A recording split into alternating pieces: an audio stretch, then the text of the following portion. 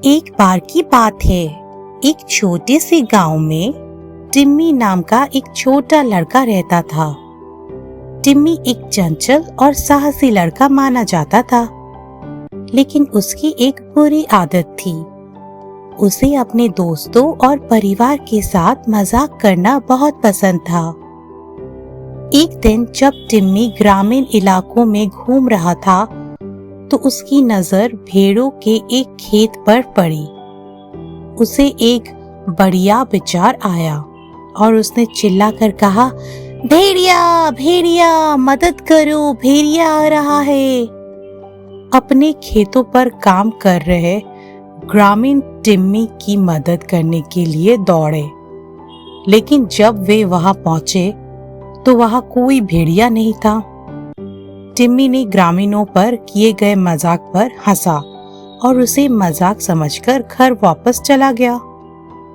कुछ दिनों के बाद टिम्मी को एक और मजाक करने का विचार आया, इसलिए वे भेड़ों के खेत में गया और फिर से चिल्लाया, भेड़िया भेड़िया मदद करो, भेड़िया आ रहा है।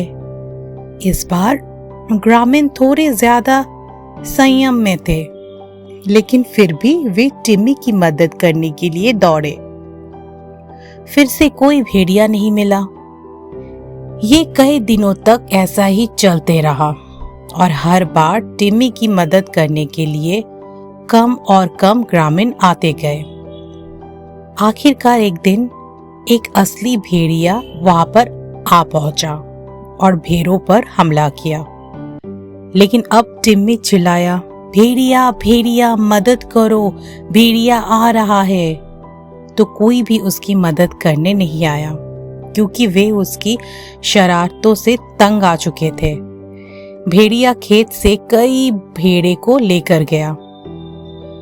दोषी ने महसूस करते हुए टिम्मी ग्रामीणों से माफी मांगने गया और उन्होंने उसे माफ कर दिया। तब से टिम्मी ने शरारत करना बंद कर दिया और उसने सीखा कि ईमानदारी सबसे अच्छी नीति है। तो इस कहानी से हमें क्या शिक्षा मिलती है दोस्तों? झूठ बोलना और शरारतें करना लोगों के भरोसे को ठेस पहुंचा सकता है और वास्तविक समस्याएं पैदा कर सकता है। अपने शब्दों के साथ ईमानदार और जिम्मेदार होना महत्वपूर्ण है।